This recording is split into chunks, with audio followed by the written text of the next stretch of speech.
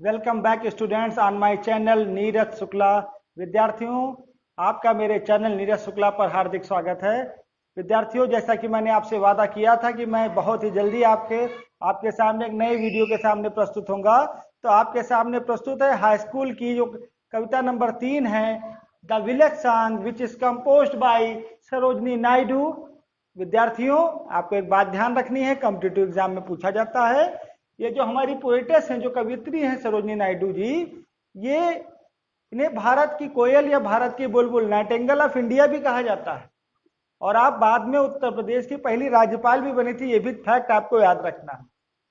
तो विद्यार्थियों, इस कविता को पढ़ने से पहले हम लोग इस कविता के जो कठिन शब्द हैं, difficult words of the poem है, सबसे पहले उस पर अपनी दृष्टि डाल लें। तो हमारा जो पहला वर्ड है वाइदर।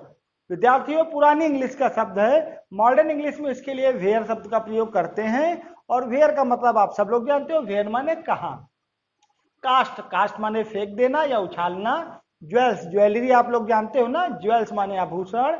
ब्रीज माने प्रातः काल की जो सुगंधित वायु होती है, भोर के समय जो चलती है, उसे ब्रीज कहते हैं। लीव माने छोड़ देना। वेड माने विवाह करना। ग्रीव माने वंचित करना। बो माने शाखा या टहनी। बर्ड्स माने कलियां। कोयल माने आप जानते हो, कोयल पक्षी जो कू कू करता है। आइल्स माने द्वीप। लोटस लिलीज माने कमल की कलियां। फेरी, फेरी माने परी। प्लेजर्स, प्लेजर्स माने सुख। ब्राइडल सॉन्ग्स माने विवाह के गीत। रोब्स माने पोशाक या कपड़े। लेजर, लेजर माने खाली समय। कैडेंस, कैडेंस में लय ताल या आलाप। जो गीत गाते समय हम लोग को पहले आलाप लेना पड़ता है, वही है बच्चों। स्ट्रीम माने धारा, जल धाराओं के संदर्भ में इसका प्रयोग कविता में हुआ है। विद्यार्थियों, मैं फिर आपको बता दूं, यह कविता हाई स्कूल की पोएम नंबर 3 है। It is composed bye Sarojini Naidu, who is also called the Nightingale of India. Bharat की बुलबुल या भारत की कोयल भी इन्हें कहा जाता है। विद्यार्थियों, अब हम लाइन टू लाइन इस कविता का अध्ययन करेंगे। तो सबसे पहले विद्यार्थियों, आपके सामने जो स्टैंजा फर्स्ट है वो आने जा रहा है। Honey child whether. अब इसे आप क्या पढ़ेंगे? आप इसे पढ़ेंगे वेयर। ठीक, ये चाहे वेदर लिखा हो, वाइदर लिखा हो, जो भी आप पढ़ना चाहो। Whether are you going? Honey child whether are you going? अभी मैंने आपसे बताया कि वाइदर माने होता है वेयर। ठीक, तो पहले आप इस कविता की पृष्ठभूमि को समझ लीजिए। यहां पर नायडू जी की अक्सर कविताओं में कन्वर्सेशन होता है, दो चरित्रों के बीच में बातचीत होती है। और इस कविता में एक माता अपनी पुत्री से बात कर रही है। This poem is conversation between a mother and her daughter. एक माँ अपनी पुत्री से बातचीत कर रही है। और क्या होता है इसमें पुत्री का विवाह तय हो गया है। दूल्हा बिल्कुल घोड़े पर बैठकर आ रहा है, लेकिन वो पुत्री विवाह नहीं करना चाहती। स्टैंजा फर्स्ट में वो जो माँ है वो अपनी पुत्री को समझाती है और वो कहती है, honey child whether are you going? प्रिय बच्ची वेयर आर यू गोइंग? तुम कहां जा रही हो? तुम्हारा विवाह तय हो गया, तुम्हारा दूल्हा आ रहा है, और तुम कहां जा रही हो? Would you cast your jewels all to the breeze blowing? Would you cast, क्या तुम फेंक दोगी? Your jewels, ये जो आभूषण तुम पहने हो, दुल्हन का जो आभूषण पहने हो, all to the breeze blowing, इस प्रातः काल की सुगंधित वायु में ये तुम अपने द्वारा पहने हुए आभूषणों को फेंक दोगी? Would you leave the mother who can golden grain has fed you? क्या तुम उस माँ को छोड़ दोगी? Who can golden grain has fed you? fed you माने खिलाना, गोल्डन ग्रेन माने सोने का अनाज। अनाज बच्चों हमारे लिए सोने से कम महत्वपूर्ण नहीं होता है। आपको भूख लगी तो क्या आप सोना चांदी खा लोगे? आपको तो गेहूं और चावल खाना पड़ेगा। तो इस कंडीशन में आप देखिए, तो सोने चांदी से कम महत्वपूर्ण अनाज नहीं होता है। इसलिए कवित्री ने, जो हमारी पोएटेस है, उन्होंने अनाज की तुलना सोने से कर दी है। ठीक, Would you cast your jewels all to the breeze blowing? क्या ये प्रातः काल की सुगंधित वायु में तुम अपने गहनों को उछाल दोगी, फेंक दोगी? Would you leave the mother? क्या तुम उस माँ को भी छोड़ दोगी? Who on golden grain has fed you? जिसने तुमको जीवन भर अनाज खिलाकर तुम्हारा पेट पाला है। Would you grieve the lover who is riding for to wed you, क्या तुम उस दुल्हे को क्या तुम अपने उस प्रेमी को अपने प्रेम से वंचित कर दोगी। Who is riding for to wed you, जो केवल तुमसे विवाह करने के लिए घोड़े पर बैठकर आ रहा है। फिर से इस स्टैंजा को शीघ्रता से पढ़ेंगे। Honey child whether are you going, मेरी प्रिय बच्ची तुम कहां जा रही हो।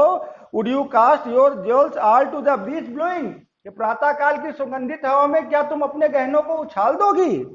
Would you leave the mother who on golden grain has fed you, क्या तुम अपनी उस मां को भी छोड़ दोगी जिसने जीवन भर तुम्हें अनाज खिलाकर तुम्हारा पेट पाला है। Would you grieve the lover who is riding for to wed you, क्या तुम उस प्रेमी को अपने उस दुल्हे को भी अपने प्रेम से वंचित कर दोगी जो केवल तुमसे विवाह करने के लिए घोड़े पर बैठकर आ रहा है। अब स्टूडेंट स्टैंजा 1 कंप्लीट हुआ। अब हम लोग चलते हैं स्टैंजा 2 की ओर। अब देखिए स्टैंजा 1 में माँ अपनी पुत्री से बात कर रही है और स्टैंजा 2 में जो वो पुत्री है वो अपनी माँ को जवाब देती है। क्या जवाब देती है। मदर माइन, मेरी माँ, to the wild forest I am going, मैं उस विशाल काय जंगलों में जा रही हूं। वाइल्ड फॉरेस्ट माने भयानक जंगल, ठीक। Mother mine to the wild forest I am going, मैं भयानक जंगलों में जा रही हूं, मुझे विवाह नहीं करना। Where upon the champa boughs the champa birds are blowing, where upon champa boughs, champa boughs माने अभी आपने देखा होगा कि वो माने होता है शाखा। अब वो किस जंगलों में जाना चाहती है जहां पर चंपा की शाखा में, चंपा पेड़ की टहनियों पर क्या होता है। Where upon the champa boughs the champa birds are blowing, जहां चंपा की टहनियों पर चंपा की कलियां खिली हुई हैं। फिर से देखेंगे।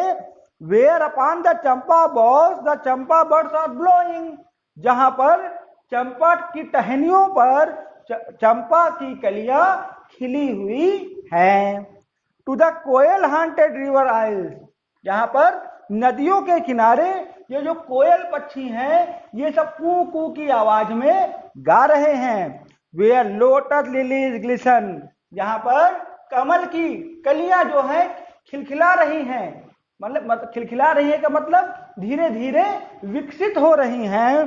The voices of the fairy folk are calling me O listen, फिर वो बच्ची कहती है the voices of the fairy folk, ये जो परियां हैं ये परियों की आवाज आर कॉलिंग मी, ये परियों की आवाज मुझे बुला रही हैं। ओ लिसन, ओ मेरी माँ सुनो, ये जो परियां हैं ये परियों का जो संगीत है, परियों का ये जो गीत है ये मुझे जंगल की ओर आकर्षित कर रही हैं। ये जो कमल की कलियां हैं ये मुझे आकर्षित कर रही हैं। ये जो चंपा की टहनियों पर सुंदर सुंदर जो फूल लगे हुए हैं चंपा के, ये मुझे जंगल की ओर खींच रहे हैं। इट मीन्स ये जो लड़की है ये सांसारिक सुखों को नहीं चाहती है, ठीक। अब हम स्टैंजा 3 की ओर बढ़ते हैं। Honey child the world is full of pleasure, अब फिर से माँ कहती है। पहले स्टैंजा में माँ ने कहा, दूसरे स्टैंजा में पुत्री ने जवाब दिया, अब तीसरे स्टैंजा में फिर माँ अपनी पुत्री से पूछती है honey child the world is full of pleasure, मेरी प्यारी बच्ची ये जो संसार है ये भौतिक सुखों से भरा हुआ है। प्लेजर माने भौतिक सुख, ये संसार जो है स्टूडेंट ये भौतिक सुखों से भरा हुआ है। आप bridal songs and cradle songs and sandal scented leisure, और अम्मा कह रही है कि तुम्हारे विवाह की खुशी में, तुम्हारे विवाह के आनंद में bridal songs and cradle songs, विवाह के गीत और पालने के गीत गाए जा रहे हैं। क्रेडल माने बच्चों अभी मैंने बताया होगा कि क्रेडल माने पालना होता है, यहां नहीं लिखा होगा लेकिन आप जानेंगे कि क्रेडल माने पालना होता है, झूला होता है, ठीक। तो आप bridal songs and cradle songs and sandal scented leisure, माँ कहती है कि तुम्हारे विवाह के खुशी के लिए गांव भर की औरतें क्या गा रही हैं, विवाह के गीत गा रही हैं और पालने के गीत गा रहे हैं। एंड सैंडल सेंटेड, और सर्वत्र क्या महक रहा है, चंदन की महक। चंदन आप जानते हैं ना कि सुगंधित महकता है, तो चंदन की महक भी हर जगह आ रही है। Your bridal robes are in the loom. Loom, loom माने हथकरघा, माने वो फैक्ट्री जहां पर कपड़ा बनाया जाता है, ठीक। योर ब्राइडल रोब्स, ये जो तुम्हारे दुल्हन का कपड़ा है ये हथकरघे पर लगा दिया गया है, माने तुम्हारे कपड़ों का निर्माण हो रहा है।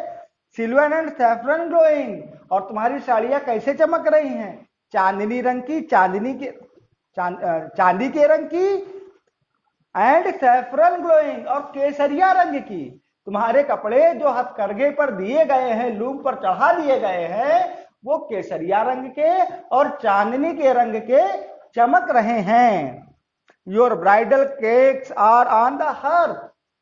केक्स माने बच्चों यहां पर आप केक का अर्थ मिठाइयों से लगाइए, ठीक। योर ब्राइडल केक्स, तुम्हारे विवाह की जो मिठाइयां हैं, और ऑन द हर्थ, उसे अब भट्टी पर चढ़ा दिया गया है, ठीक। वैसे बच्चों हर्थ माने भट्टी के अगल बगल की जो जमीन होती है उसे कहते हैं, ये पुराना अंग्रेजी का शब्द है। हर्थ माने भट्टी के अगल बगल का जो इलाका होता है वहां पर मिठाइयों भट्टी से मिठाई उतारकर भट्टी के बगल में ही रख दी गई है, ये इसका शाब्दिक अर्थ है। ओ वाइदर यू आर गोइंग, और तुम कहां जा रही हो। मिठाइयां बन चुकी हैं, ठीक, कपड़े भी सब बन चुके हैं और केसरिया और चांदनी रंग के चमक रहे हैं। औरतें जो है विवाह के गीत और पालने के गीत गा रही हैं, चारों ओर चंदन की खुशबू की महक आ रही है, और तुम घर छोड़ने की बात कर रही हो। अब उसकी माँ बहुत परेशान है। अब वो लड़की चौथे स्टैंजा में फिर से जो है अपनी बातों को अपने माँ के सामने रखती है, और क्या कहती है, the bridal songs and cradle songs have cadences of sorrow. लड़की कहती है कि ब्राइडल सॉन्ग्स और क्रेडल सॉन्ग्स हैं, ये जो विवाह के गीत हैं, और क्रेडल सॉन्ग, और ये जो झूले का गीत है, पालने का गीत है, हैव कैडेंसेस ऑफ सारो। कैडेंसेस लय तालिया आलाप, ये दुख के आलाप हैं, ये दुख के प्रतीक हैं। तुम्हारे लिए तो ये सुख का प्रतीक होंगे माँ जी, लेकिन मेरे लिए ये दुख के प्रतीक हैं। कौन कौन सी चीज दुख की प्रतीक है उसके लिए, ब्राइडल सॉन्ग, ये जो विवाह के गीत हैं, एंड क्रेडल सॉन्ग्स, और ये जो पालने का गीत है, ये मेरे लिए दुख का प्रतीक है। The laughter of the sun today, the laughter of the sun today, the wind of death tomorrow. आज जो सूर्य की हंसी है ये कल दुख की हवा बन जाएगी। आज मेरे लिए आप जो सांसारिक जीवन चुन रही हैं, यही भविष्य में मेरे लिए मृत्यु का कारण बन सकती है, क्योंकि वो लड़की बंधनों में नहीं रहना चाहती, वो बंधनों से मुक्त होना चाहती है। वो कहती है the laughter of the sun today, आज जो सूर्य की हंसी है, the wind of death tomorrow, कल यह मृत्यु की वायु बन जाएगी, मृत्यु की हवा बन जाएगी। इट मीन्स, फिर से आपको बता रहा हूं, वो पुत्री अपनी माँ से कहती है कि आज मेरा विवाह कर दोगी तो आज हो सकता है वो मेरे लिए प्रसन्नता हो, लेकिन आने वाले भविष्य में वो मेरे लिए दुख का कारण हो जाएगी, क्योंकि मैं बंधनों में नहीं बंधी रह सकती। For sweeter sound the forest notes where forest streams are falling.